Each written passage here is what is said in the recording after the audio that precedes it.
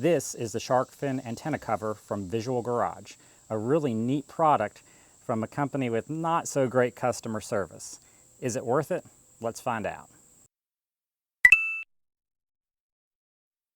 Hey everybody, welcome back to the channel. Today we're back here with the 2010 Cadillac SRX, and we're going to be talking about installing the shark fin antenna cover. Those of you who have watched my video on the factory crossbars for this vehicle know that I talked a little bit about how it's important to make sure that the whip antenna doesn't get in the way of whatever you're hauling on the roof. So you've got to remember to unscrew that antenna if you're hauling something a little bit longer like a ladder or a Christmas tree or something of that nature. So this is a product I actually knew about since I bought the car about 6 years ago, and I'm just now getting around to getting one. I think it's a great idea. The company I was not so impressed with, and I'll talk a little bit more about that later in the video. I was not sent this product to review. Bought it with my own money. They don't know I'm making this video, so this is going to be a completely unbiased review of this product. So let's talk a little bit about the technology in this antenna. So the base of the antenna here is what houses the XM antenna, as well as the XM satellite antenna, as well as the GPS antenna. The whip antenna here is for your AM and FM broadcasts. And so one question a lot of people have is this going to affect reception? And the answer is probably not. It definitely, the manufacturer says it definitely will not affect your XM satellite radio, your GPS. If you use OnStar, it will not affect those things. The antenna cover has an internal antenna in it, which we'll show you here in a minute. It said that the manufacturer said if you are really far away from the radio station you're trying to listen to on AM or FM, you could notice reduced reception there, but I can count on one hand the times I listen to AM and FM radio, so I'm not really concerned about that. So let's talk a little bit about what you're going to find in the box. Answer is not much. So we've got some pretty extensive instructions for what is really not a complicated job. I'm going to have a link to this in the description, because curiously enough, I could not find these instructions on their website anywhere. So we've got that, and then we've got the antenna cover itself. So this is a really interesting little cover. First of all, when you order it, you give them your paint code, and they custom paint it for you. And this appears to be a great match to my vehicle, even though my vehicle is going on 10 years old now. And so this, I believe, is just a plastic cover, and it is hollow, so it fits over the existing antenna base. We've got a 3M adhesive gasket here. That's what is going to adhere it to the car. It comes with some hardware, which we'll cover here in a minute. You can see this really cool fractal antenna here, as well as one here. And these are some really neat pieces of technology that will allow it to still receive most AM and FM broadcasts without a problem. This little dongle here is what's going to attach it to the existing antenna base. So yeah, that's pretty much it. All right, so the first step obviously is going to be to remove this whip portion of the antenna. So that you just unscrew, and that's it. And so next they suggest just doing a dry fit and planning out how exactly you're going to position it. Now with the SRX, there is a little lip or a dip in the body right here. So we're definitely going to want to make sure that we don't center this this direction over the antenna base, because otherwise it's going to be hanging over this little ledge here, and it's not going to make a good seal. So we're going to want to make it go back this direction as far as we can.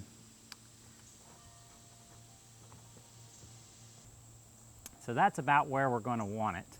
And you can see the further you get up here, the more it tries to ride over that lip. So that's why it's going to be so important to make sure that it's back this direction as far as possible. All right, now that we have a general idea of where the antenna cover is going to sit, they want us to clean it really well so that the adhesive makes a good bond. So first, they recommend wiping down the entire area with some rubbing alcohol.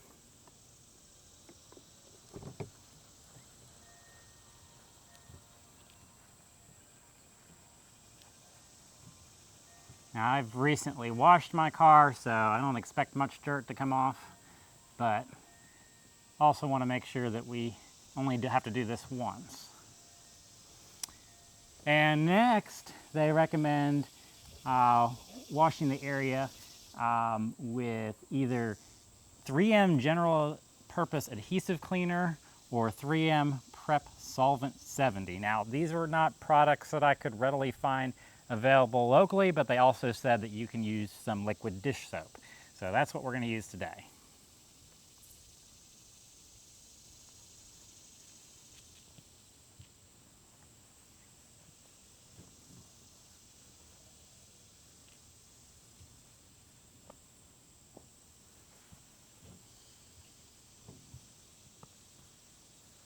All right, so next we need to put the cover back on and get an idea visually of where we want this to sit. And we want to make sure that it's straight and lines up correctly. So first we're going to lay out some painter's tape and make some measurements, and that way we get this thing on straight once we're ready to adhere it. All right, first I'm going to run a piece of tape right at the top edge, or front edge, of where I want it to sit.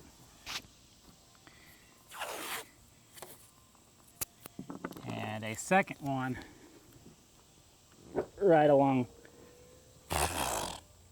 and then a second one right along the back edge.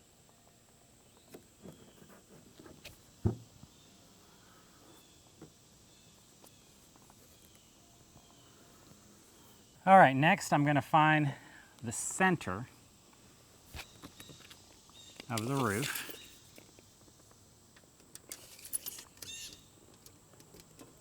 It looks like we're at 40.5 inches. So that should be 20.25 would be the center.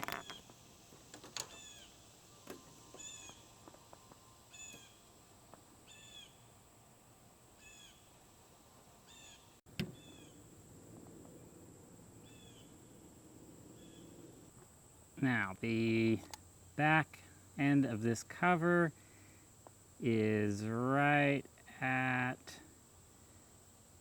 3.5 corner to corner. So that would put us at about 1 3/4 inches from center.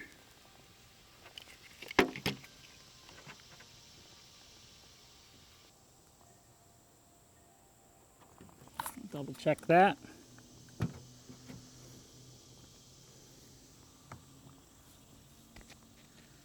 And that looks pretty good.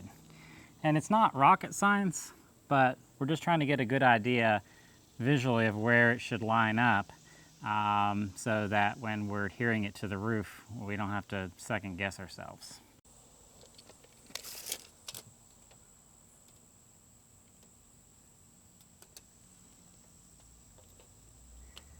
And what I'm doing now is kind of double checking. Looks like to be center, we should be about 18.25 inches on each side. It looked a little bit off to me, so that's why I'm measuring a second time, and it did need to scoot over just a little bit, so I've repositioned the tape, and that will get us as close to where we need as possible. You know, again, once it's on the car and you're down on the ground. I mean, unless it's just really, really badly off, it's not rocket science. I doubt even this one is on here exactly perfect. And just as an extra visual aid, I'm gonna put a couple pieces of tape here so I don't have to be on the back of the vehicle to really see where it's lining up at.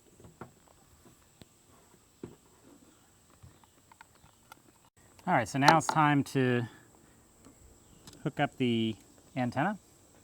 The kit came with 2 size screws and a washer. On the SRX, you're going to be using the larger of the 2 screws. And so we're just going to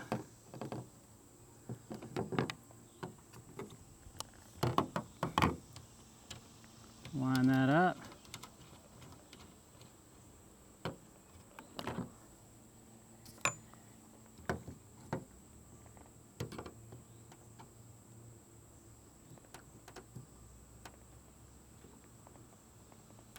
And that is a standard straight screw, or slotted screw. Make sure that's on there really tight. You do not want to have to take this back off.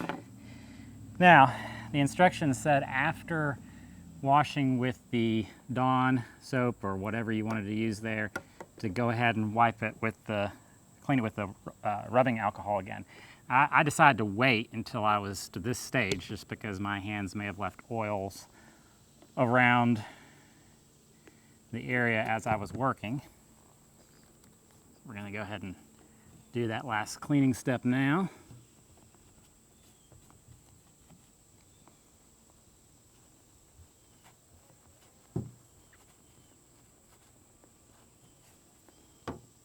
All right, so we are about to the moment of truth here. So we're going to carefully peel off this backing.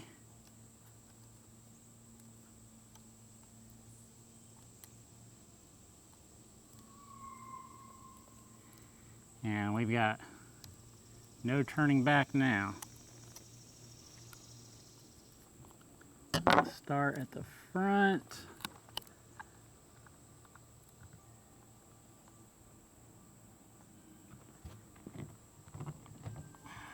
I'm really going to focus on pressure on the front, especially since that's where the roof dips down a little bit. And they recommend that you hold this down for a total of 1 minute. 1 eternity later. All right. It looks like that's sticking on there nicely, good and secure. Go ahead and pull our tape off.